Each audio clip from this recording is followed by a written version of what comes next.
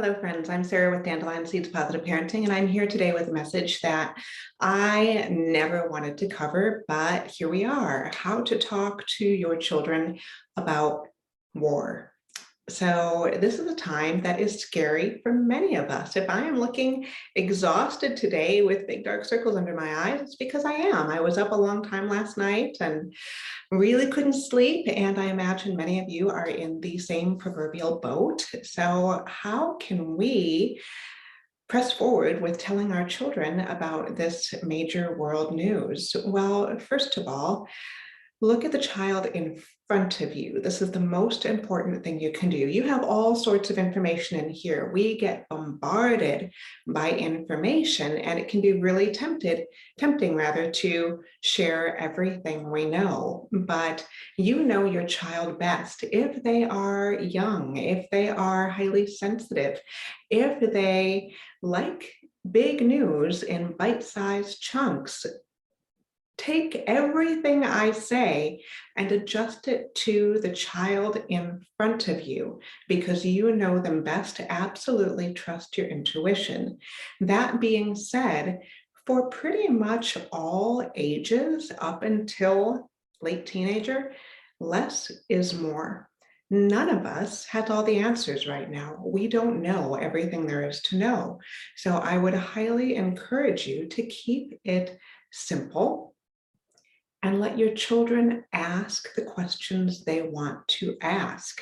So yesterday, when I told my daughter about it, here is what I did. First of all, I went and got a globe or a map and explained to her, actually, it wasn't even a real map. I picked up an object and pretended it was a globe and talked about how, you know, how the world is round and let's pretend we live right about here. Well, way on the other side of the earth right now, there's a war going on. And here's the thing, there are wars all the time going on around the world. So most of the time we don't hear about them. Most of the time they resolve without the United States or wherever you live having to do anything about them. So more than likely, this war also won't rather affect our family in any direct ways. Well, why am I telling you about this one when I haven't mentioned many of the others that are going on so often? Well, it's because this one is on the news a lot more. This one is one that people are likely to be talking about. And because people are going to be talking about it, I want you to hear it from me first, because mama is safety. And if you're not a mama, whoever you are, fill in the blank, mama is safety. And I want you to hear about big news like this from me before you hear about it from anybody else. So the key message that we want our children to hear, no matter how old they are, is that of safety. I also recommend being emotionally authentic and factually authentic. So when my daughter came to me and said, well, is it likely to come here? Are we going to be affected by this? I told her honestly, I don't know, sweetheart. I don't think our life is going to change much here in Boulder, Colorado, USA. It is unlikely. However, it is possible. However, what we know for sure right now is that we could spend a lot of time worrying about things that haven't happened, and that would be a waste of energy. Whatever happens, we'll deal with it. I don't say whatever happens will be okay, because we can't guarantee that. I learned this from a therapist many years ago, and I love the reframe. Whatever happens, we'll deal with it. Now, that being said, I reinforced, I think it's highly unlikely that anything will affect our life day to day. So you are safe. Here's what we know today. You are safe. Our home is safe. Our life is safe. Our relationship is safe. And because it's age appropriate for her, and this is something she cares about, your stuffed animals are safe. If you have pets, Our pets are safe. And you can go around and very intentionally name all the things in your life that are stable and safe. And you can make a point, if it feels comfortable and natural to you, to go somewhere that feels safe to your child so they can feel, hey, this is also normal. So for example, if your child really likes the playground across the street from your home, go to that playground and talk about, this is a safe place. We are here today. Do you feel the safety in your body? Now, some children, like mine, who is sensitive, is going to say, I don't want to go anywhere. I want to buckle down and stay home. Can we just spend the afternoon reading? If you have the capacity to do that, provide that safety. Don't force your child into feeling safe, because guess what? There's no such thing as forcing somebody else into feeling safe. So follow your child's lead. Less is more. Let them ask questions. If you don't know the answer, for sure, you can say, I don't know, but what I do know is this.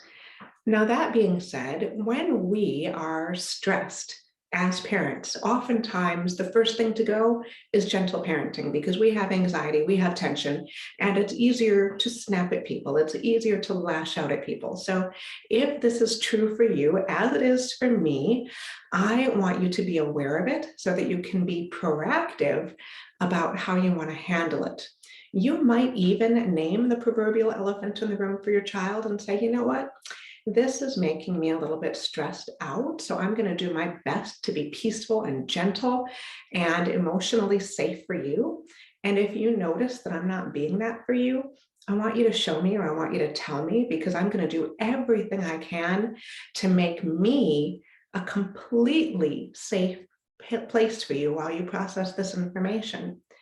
And that being said, you, the adult, the parent, should also know that when your child's anxiety, your child's stress level goes up, they are much more likely to act out, to quote unquote misbehave, to do things that get their stress out in suboptimal ways.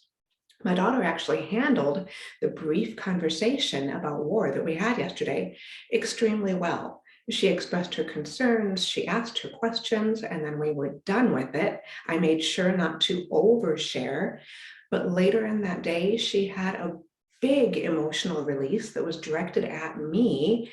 And even though at first I was caught off guard and thought, oh my goodness, where's this coming from? But partway into it, I asked her point blank, sweetheart, I'm wondering if you are feeling scared about what I told you earlier today. Yes, Mama, I am. And she nodded. Okay, now I see what's going on underneath the surface, and I can address her with hugs and love and compassion. And I don't care one bit about what she was saying as she was lashing out at me, because she has this giant stress in her body coming up. Now, that too can be completely normal. So I want you to be prepared for that ahead of time. I also want you to be very, very intentional about the types of information you and your child consume from other sources. I do not recommend keeping the TV on 24/7. I do not recommend checking your phone 24/7, scrolling, checking for the next big update. Show your child, model for your child that you are creating a bubble, a safety bubble for yourself by checking in at certain intervals, whatever feels safe and right to you. It might be once a day, it might be once every 3 hours, but decide this is how much I'm going to give myself permission to check in. And then don't exceed that, because when you do, not only do you fuel your own anxiety, but you fuel your child's anxiety too. Your child picks up, oh, mama or whoever is so worried that they're checking this nonstop. This must be even bigger than what they told me it is. And we don't want to create additional unnecessary fear in our families. The news will be there. It's not going anywhere. And especially in evolving situations like this, the news is likely to change. Things aren't going to be the same tomorrow or next week as they are today. So be responsible about checking in. Make sure you limit your child's exposure to the media, social media, whatever media you consume, because we do know this about the media. Although the media is great for getting information, the media is also designed to be attention grabbing. The media is not currently going into areas of the world to show where things are still pretty much okay. The media is going to show the worst of the worst because that is what draws people in to keep doing this ever engrossing constant checking. So be aware of that and make sure your child is aware of that too. Now, what about other family members or friends or schoolmates who are going to be talking about this? I encourage you to talk proactively with your child about the fact that nobody knows everything about the situation at this point. So kids at school, they might make things up, not because they're bad, not because they're lying, but because the human mind likes to fill in the blank with information it doesn't know yet. So they'll be sharing their guesses. They'll be sharing information that their parents or their other family members have guessed might happen, but we don't need to get caught up in other people's predictions or other people's guesses. Nobody knows yet.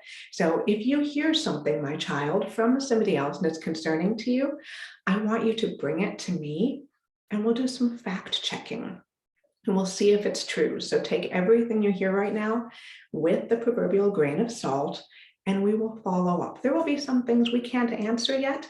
And here are some things we're going to do to create safety within our bodies and within our homes with the unknown. Now, that being said, there are some things you can do to create greater safety in your body and with your child. Number one, spend more time together, just being, just connecting, just doing things that are fun and rejuvenating for you. This is not toxic positivity. This is resetting the nervous system so the nervous system doesn't flip out and go into fight, flight, or freeze, or faint, or shrink mode. This is about just keeping our prefrontal cortices online so that we can still have an otherwise normal relationship together.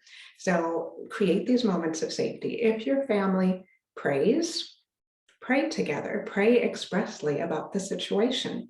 If your family does loving kindness meditations, do them together. If your family does board games or takes walks in nature, if your family gives hugs, increase the things that bring safety to your home. This is not the time for the status quo. This is not the time to make yesterday look exactly like today. Yes, there is great benefit to predictability. So you want to have your usual anchors in the day that you do. That also resets and calms the nervous system. Do that plus the extra step. Go the extra mile to create extra safety in your homes and in your lives. Keep in mind that very little of the safety that we have with others comes from what we say verbally.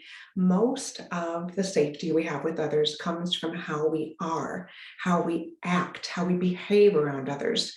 So be very conscious as you, the adult, expresses whatever you're expressing. If you're feeling anxiety, name it. And don't just name it. Oh, I feel so stressed out. Also name, and here's what I'm going to do about it. Here's what I'm going to do to take care of myself. You can also, and this is backed by science, make a conscious effort to do acts of kindness for others. We know from science that there is a virtuous cycle that happens when we do kind things for others. It can be somebody within the home, it can be somebody outside the home, but when we do something kind, our nervous system benefits, not to mention the recipient benefits from it, and it creates greater safety. You're going to hear me using that word a lot in this video, greater safety within our nervous systems. Bear with me for 1 second because I wrote down some notes about things to specifically talk about, and I think I covered pretty much everything that I wanted to for today. Now, that being said, I want you to go and take really, really good care of yourself today. Read those extra stories to your children, play those games, do whatever you can to create peace and harmony in your home, because peace very much starts at home. So please know that you are in my prayers. The world is in my prayers. And if there's anything I can do to support you in your parenting while you are going through this highly stressful situation for all of us, please let me know and I'll do what I can for you. Take care.